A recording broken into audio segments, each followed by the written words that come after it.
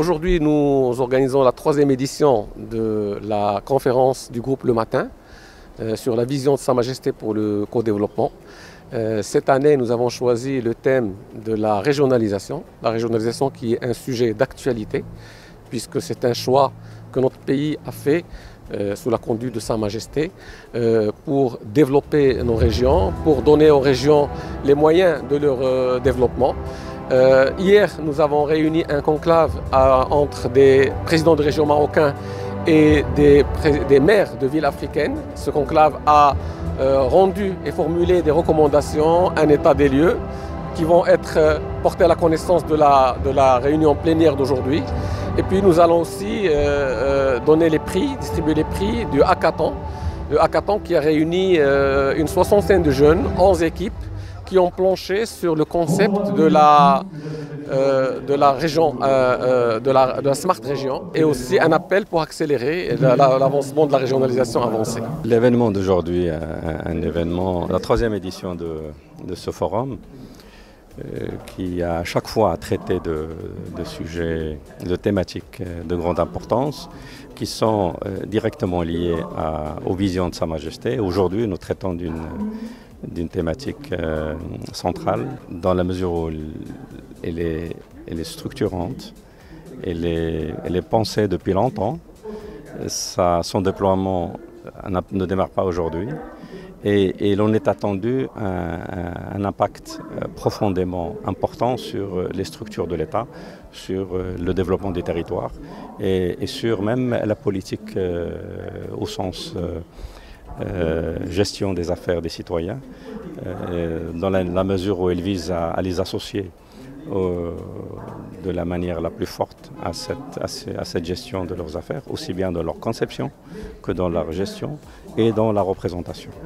Donc aujourd'hui, par rapport à ce chantier qui est rentré dans la phase de déploiement et qui a dû traverser des étapes à des rythmes parfois frustrants, il faut le dire, est en train de rentrer vers son régime de croisière.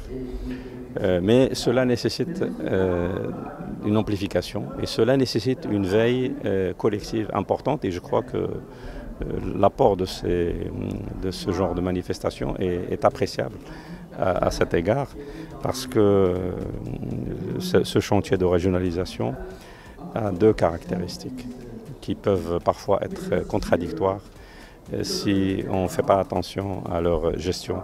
D'abord, c'est un chantier, comme il est structurant, il nécessite la mobilisation de tous, il nécessite des efforts, il nécessite de la progressivité, donc il nécessite du temps.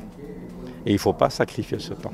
Sinon, on va avoir un petit chantier de régionalisation et ce n'est pas l'ambition. Aujourd'hui, il est clair que la régionalisation avancée, en fait, l'objectif majeur, c'est d'assurer un développement plus équilibré. Et ce qui veut dire qu'il est essentiel aussi de voir, en fonction des vocations de chacune des régions, de pouvoir améliorer leur attractivité. C'est la raison pour laquelle la charte d'investissement, donc avec une connotation, une vocation régionale, permettrait de répondre à ces attentes.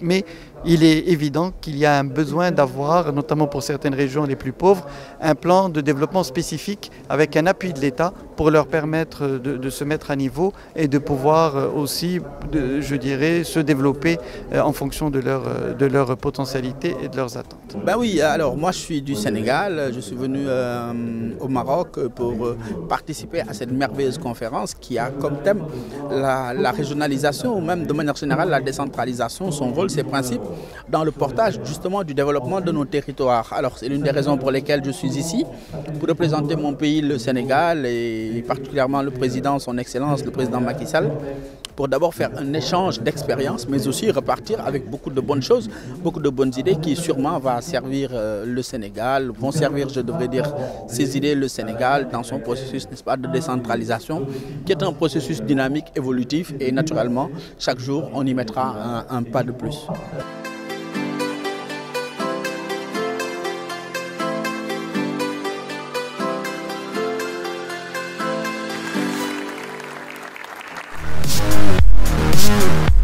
Yeah.